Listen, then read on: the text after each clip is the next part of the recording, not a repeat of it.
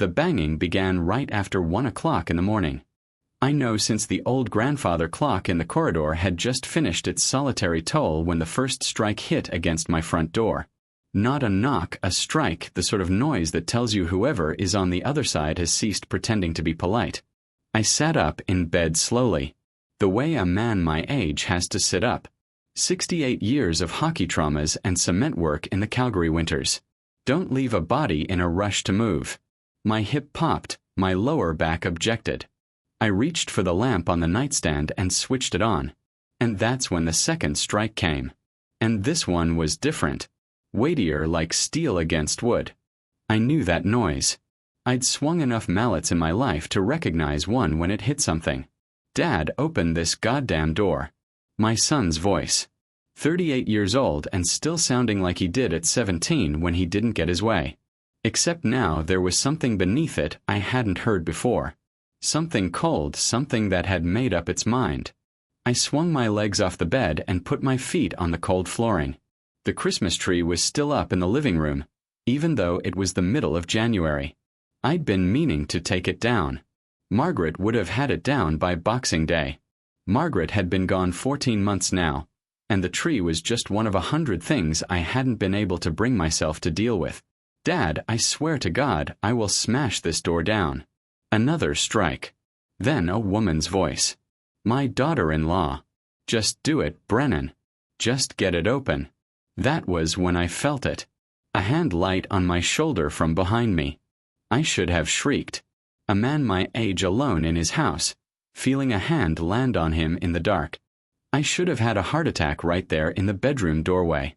But I didn't because I knew that hand. I'd known it for 65 years. Don't open it yet, my brother muttered. Let me handle this. I turned my head and there he was standing in his old gray house coat. The one our mother had given him the Christmas before she passed. His white hair was a mess from sleep. His glasses were crooked, and in his other hand he was holding his phone, and a little red in the corner of the screen told me he was already capturing. I'd forgotten he was even staying with me. He'd driven down from Saskatoon for the weekend because I'd had a small slip on the back steps clearing ice, and he told me he wasn't comfortable with me being in the house alone. I'd argued. He'd ignored me. That's how it had always been with us. Garrett, I muttered back. What is this? This, he said quietly, is what we've been waiting for. Just open the door, Hugh. Open it slow and don't say anything. Let them say it. The banging came again. The wood around the deadbolt was starting to splinter. I could see it from where I stood. My son had brought a sledgehammer to my house. My son. The boy I'd taught to skate on the pond behind my parents' farm. The boy I'd put through engineering school at the University of Alberta. The boy I'd given a down payment to when he and his wife bought their first house in Airdrie. I walked to the front door. My slippers made a soft dragging sound on the floor.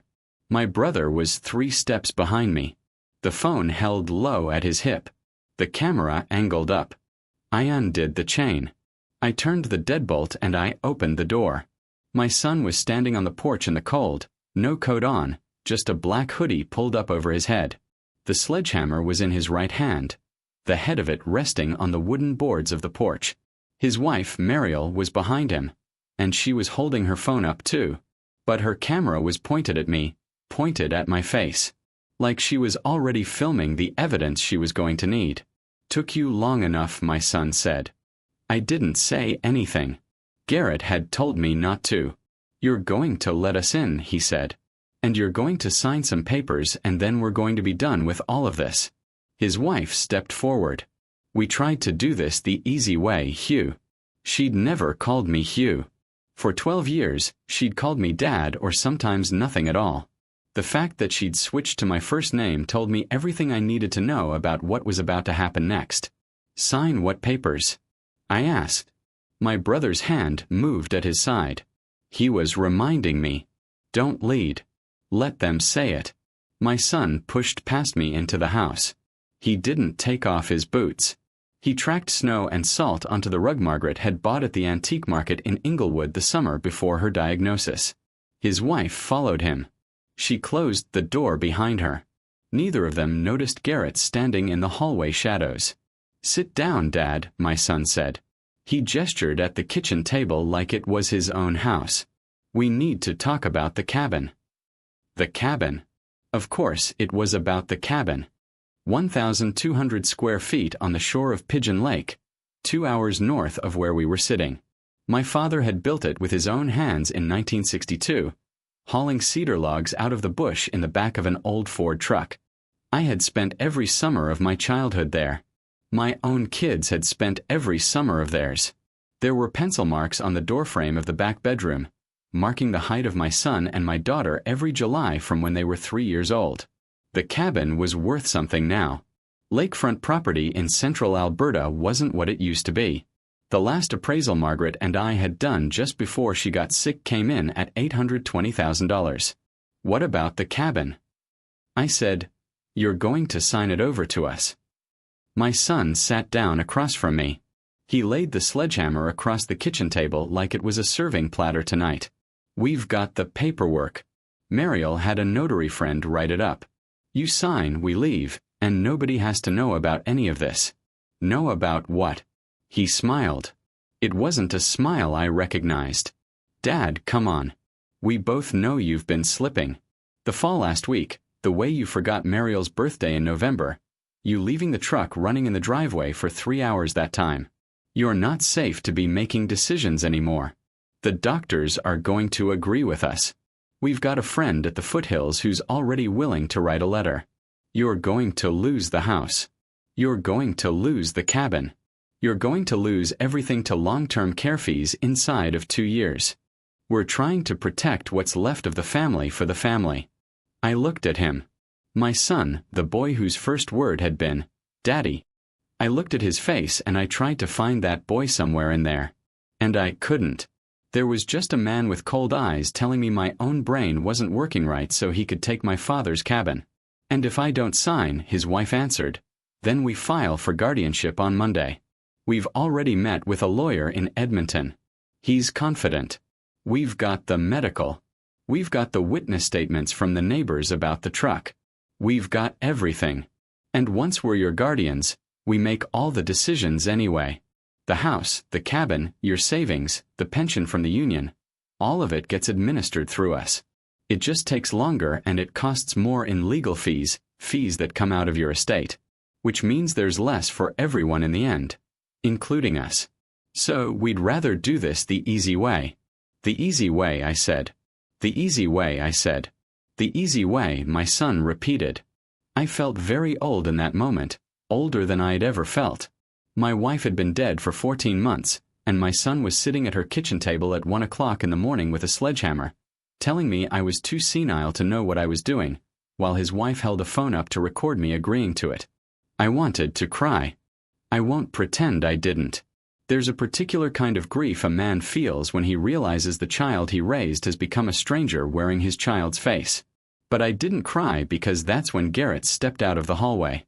My brother walked into the kitchen with the phone held up in front of him and the little red was still on and he had a small smile on his face that I'd seen exactly twice in my life. Once when our father had finally apologized for something he'd done to our mother in 1984. And once when Garrett's first wife's lawyer had tried to get him to sign away his half of the farm in the divorce, and Garrett had laid a single document on the table and watched the lawyer's face turn the color of old milk. "Hello, Brennan," my brother said. "Hello, Mariel." I had to say I've been looking forward to this conversation for about 4 months now. My son's face changed. So did his wife's. The woman who had been holding her phone up like a weapon suddenly remembered that her hands had fingerprints on them. "Uncle Garrett," my son said. "What are you?" "I'm staying here with your father. Have been since Saturday. He had a fall, but I'm sure you'd know that since you're so concerned about his well-being." Garrett walked around the table and stood beside me. He didn't lower the phone. "I want you both to know that this device has been recording since the moment your father got out of bed. Audio and video. It's also been live streaming to a cloud account that my own lawyer has access to. So even if you grab it from me right now and smash it with that hammer of yours, the file is already saved in 2 places. 3 if you count the backup." My daughter-in-law lowered her phone slowly. "Your medical evidence," Garrett continued. The letter from your friend at the foothills. I assume that's Dr. Kessler. Yes, I thought so. I had a chat with the College of Physicians and Surgeons of Alberta on Tuesday. Just an informal conversation. They were very interested to learn that Dr. Kessler has been writing capacity assessments for patients he's never personally examined. There's apparently a process for that kind of complaint. It moves quickly when there's documentation. My son's face had gone the color of paper. Your lawyer in Edmonton, Garrett went on, his voice calm as Sunday morning. Mr. Pelletier on Jasper Avenue. He sent your father a letter on the 17th of November notifying him that he was preparing a guardianship application. That's standard procedure. Your father took that letter to me. I took it to my own lawyer in Saskatoon who happens to specialize in elder law and has for 31 years. He took it to a colleague at a firm here in Calgary. They've been gathering evidence ever since. What evidence? My son whispered. The bank statements you've been forging. For one, the ones you submitted to Pelletier showing erratic spending on your father's part. We have the originals from the Royal Bank. They don't match the copies you provided. Bank fraud is a federal offense, by the way. Not provincial. Federal RCMP, not local police. Mariel made a small sound like a tea kettle right before it whistles. The witness statements from the neighbors. Garrett continued. Mr. Donaldson next door. Very nice man. He came over for tea last Sunday. He told me all about how you'd come to his door asking him to confirm in writing that your father had been wandering at night and leaving appliances on. He told me he'd refused because none of those things had ever actually happened. He also told me that he'd written down the date and time of your visit and that he'd be happy to provide a sworn statement to that effect, which he did. On Tuesday, my son stood up from the table. The sledgehammer was still on it. His hand twitched toward it, and I saw Garrett's eyes flick to his phone.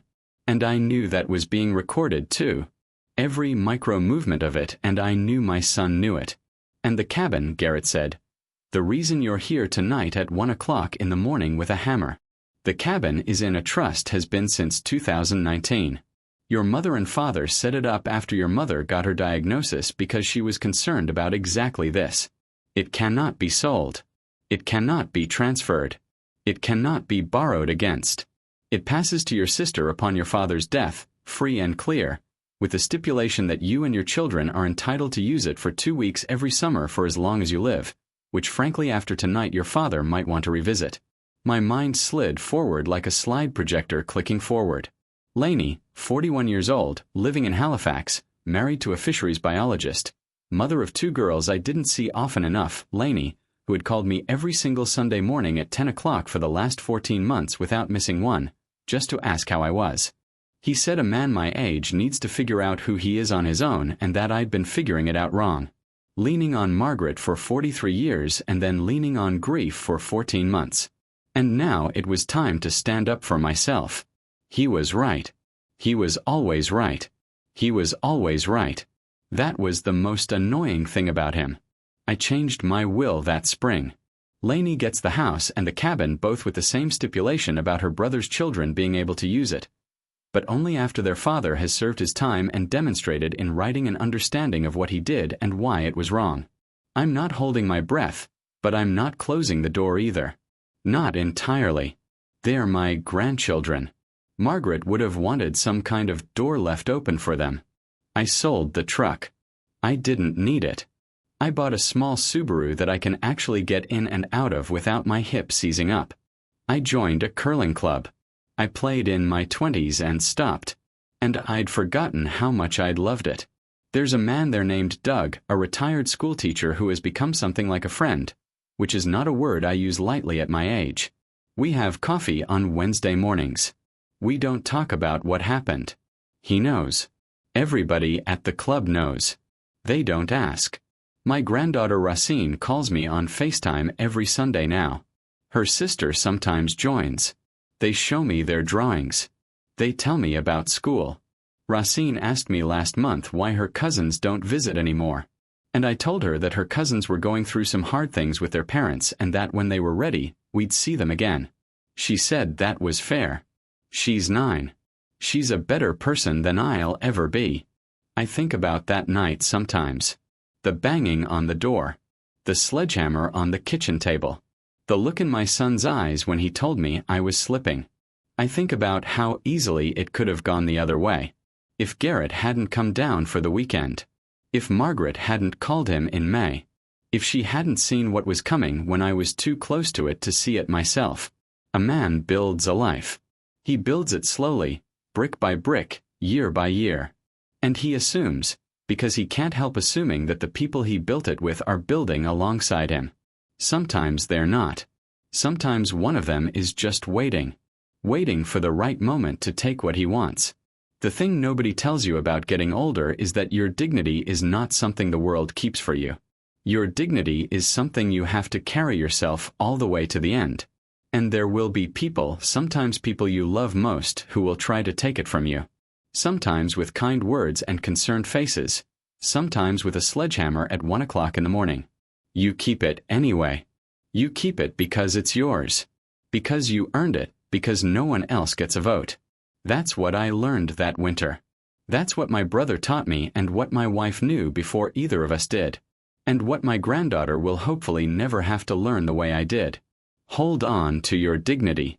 Even when the door's breaking, even when the people you raised are the ones holding the hammer, it's yours and it stays yours right to the end. I've thought about that night more times than I can count. The banging, the sledgehammer on my own kitchen table, the face of a boy I raised, looking at me like I was an obstacle to be moved out of the way. And I've come to believe that what happened to Brennan didn't happen overnight. It was a slow drift. Year by year, choice by choice, he traded something small for something smaller. And by the time he stood on my porch in the cold with a hammer in his hand, he had nothing left in him that I would have recognized as my son. That's the cause and the effect of it. He didn't wake up one morning a different man. He became one. One quiet decision at a time. I think a person's character is built the same way a cabin is built. One log at a time. You either lay them straight and true, or you let them lean. And a leaning wall holds for a while, but it doesn't hold forever. Brennan let his lean. Mariel let hers lean. And when the pressure came, the whole structure of who they thought they were just gave way at the seams. That's not bad luck. That's physics. What saved me wasn't strength. I'm 68 years old with a bad hip and a worse back. What saved me was that my wife, when she was dying, used what little energy she had left to make a single phone call to my brother. That phone call was an act of love, so quiet I didn't even know it had happened. And it taught me something I should have known sooner. Wisdom isn't about being clever. Wisdom is about seeing what's coming when the people you love are too close to see it themselves and doing the small, unshowy thing that protects them anyway. Margaret had that. Garrett had that. I'm trying to learn it. The other thing I've learned is that nerve matters. Not anger, not noise. Just the plain refusal to be moved. When my brother told me to open the door slowly and let them say it themselves, he was teaching me something about courage that I'd somehow gone my whole life without learning properly. Courage isn't shouting back. Courage is standing still. While the worst version of someone you love says the worst thing they're capable of saying and not flinching and not signing and not giving them what they came for. That kind of nerve is built in small moments long before the door starts breaking. You either have it stored up or you don't. So, if there's anything I'd want to leave for the person reading this, it's only this. Build your character straight. Look out for the people who love you quietly and keep your nerve because there will be a night sometime when someone tries to take your dignity from you. And the only person who can refuse to hand it over is you.